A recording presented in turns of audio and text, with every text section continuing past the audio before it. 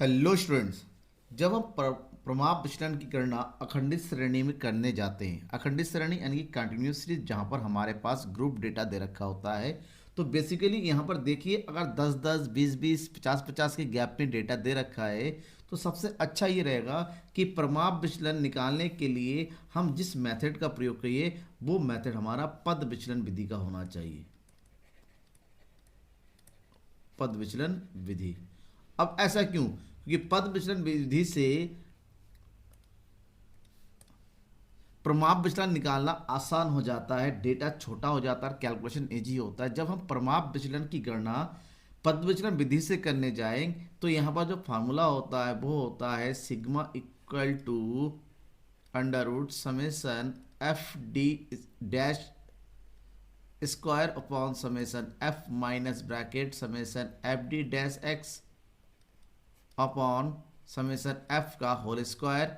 इसका रूट निकालेंगे, हम मल्टीप्लाई कर देंगे किससे? आई से। ये इसका कंप्लीट फार्मूला होता है। मतलब हमारे पास यहाँ पर डेविएशन का स्क्वायर और नॉर्मल डेविएशन की विचलन का स्क्वायर, स्क्वायर का मतलब कितना? वर्ग।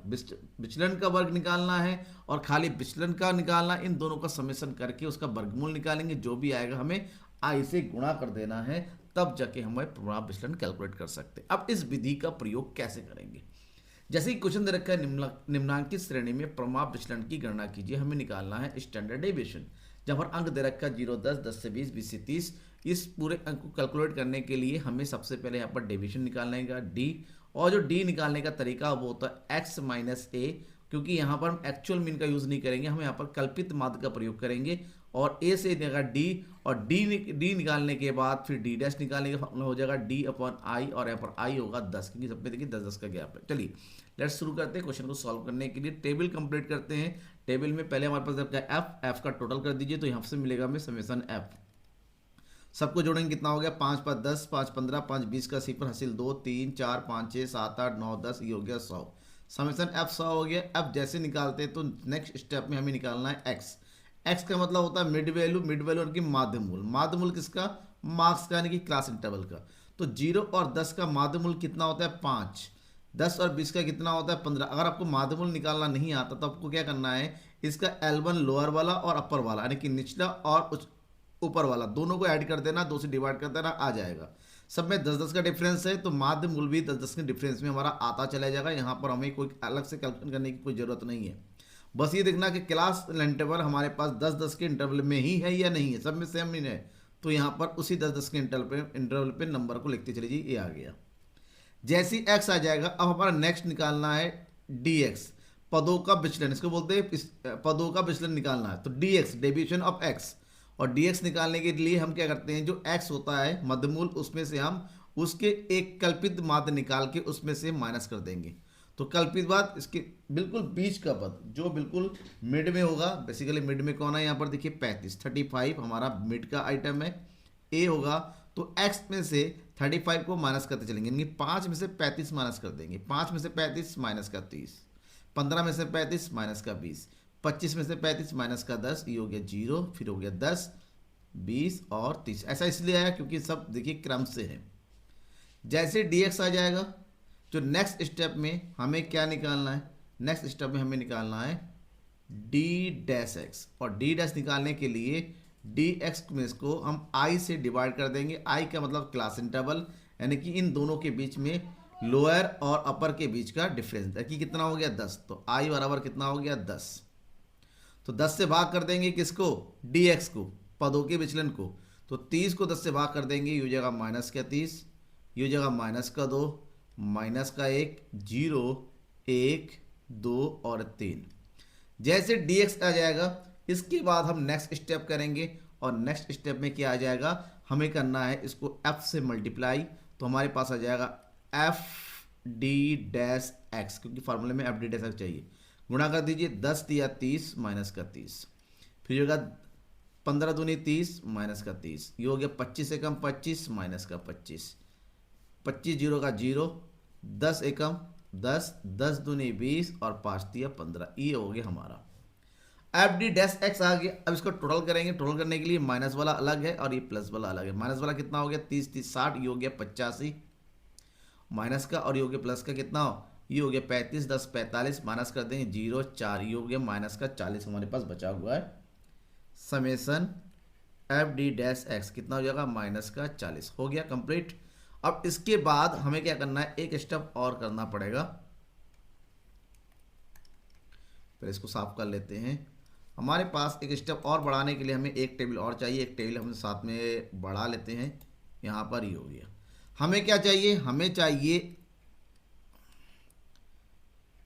F D dash square x.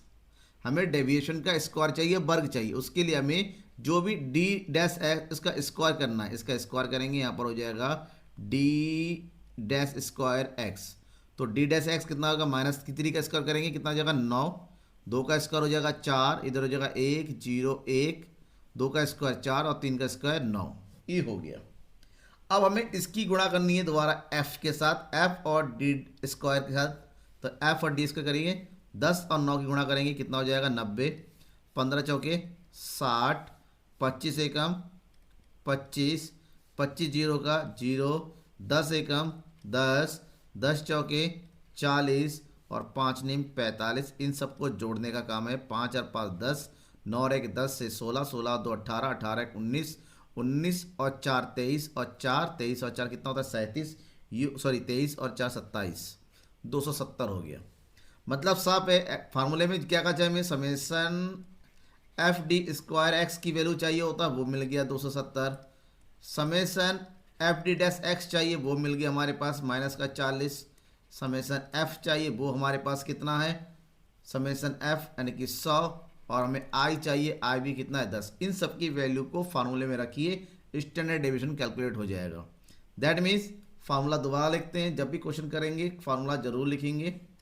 ये हो गया formula, summation F D dash square upon summation F minus bracket summation F D x upon summation F का होल स्क्वायर मल्टीप्लाई बाय आई। सबकी वैल्यू रख देंगे। एफ डी स्क्वायर कितना आ गया हमारे पास 270 divided by 100 minus F D dash X आ गया माइनस का 40 डिवाइडेड बाई 100 का स्क्वायर मल्टीप्लाई बाय आई। अब इसको सॉल्व करेंगे, आई का मतलब सॉरी यहाँ पर हो जाएगा 10। सॉल्व करेंगे, 270 को 100 से भाग कर देंगे, ये हो जाएगा 2.7 माइनस 40 को 100 से भाग कर देंगे, ये हो गया माइनस और माइनस, ठीक है ना। 40 को 100 से भाग कर देंगे कितना आ जाएगा, ये होगा 0.4, वो भी माइनस का स्क्वायर मल्टीप्लाई बाय 10। तो ये कितना हो जाएगा, ये हो जाएगा 2.7 माइनस 4 चौको 16, माइनस माइनस प्लस हो जाता है स्क्वायर में, तो ये हो जाएगा 16 यानी कि 0.16 मल्टीप्लाई बाई 10। 2.7 में से 0.16 को माइनस कर दिया, हो जाएगा 2.7 माइनस कर देंगे किसको 0.16, ये हो जाएगा सॉरी 0.16, जीरो मैंने थोड़ा गलत लिख दिया, सॉरी फॉर दिस। ये हो गया 16, जीरो बढ़ा देंगे, ये हो जाएगा तुम्हारे पास 10 में से 6 गया 4, इधर बचा 6 में से 1 गया 5, इधर बचेगा 2, 2.54, कितना बचेगा 2.54 गुणा 10। अब 2.54 का हमें क्या निकालना है, हमें वर्गमूल निकालना है। वर्गमूल निकालने का पता, इसको पेयर बनाइए, ये जगह 1 एकम 1 बचेगा 1 2, इधर से 1 उतारा, पॉइंट उठाया और 5 4 नीचे निकाला। किससे जाएगा, बोला 5 से जाएगा, 5 5 25, 5 दूनी 10, 2 12, 5 नीचे ऐड कर देंगे, ये हो जाएगा 5 पर 10, ये हो गया 2 और 1 3, इधर माइनस कर देंगे, 14 में से 5 गया 9, इधर 4 में से 2 गया 2, पॉइंट लगा हुआ, आराम से हम 2 जीरो बढ़ा सकते हैं। इसके अगर एक ऐसा नंबर बढ़ाइए कि 29 डिवाइड हो जाए, उसके आसपास लगभग आ जाए, तो कितना आ जाएगा 9, 9 3 27 हो सकता है, तो 9 9 81, 9 3 27, ठीक है। पॉइंट के बाद अगर 2 डिजिट तक निकालते हैं लगभग इनफ हो जाता है, लेकिन इसके बाद देखिए कितना रिमाइंडर बच रहा है, ये हो गया हमारे पास 9, 9 में से 8 गया 1, इधर बचेगा 1, 119, 119 300 के आधे से कम होता, हम इसको यहीं पर छोड़ देते हैं, तो ये हो जाएगा 1.59 गुणा 10, 10 से गुणा कर देंगे तो ये हो जाएगा हमारे पास कितना 15.9। इसका मतलब ये हुआ 15.9 हमारा क्या है, परमाप विचलन है। हो सकता है किसी क्वेश्चन में, इस कैलकुलेशन में 3 डिजिट तक निकाला जाए, 4 से निकाल, उससे फ़र्क नहीं पड़ता है, हमने 2 तक निकाल दिया, इनफ है, 15.9 हमारा आंसर है। अगर यहाँ पर किसी भी तरीके का डाउट है, अपने डाउट को मुझसे पूछ सकते हैं। शर्त बस प्रमाप विचलन का ये है, ये है कि आपको स्क्वायर रूट निकालना आना चाहिए, नहीं आता है तो भाई सीख लो, कि बिना इसके आप प्रमाप विचलन नहीं कर सकते। Thank you and bye.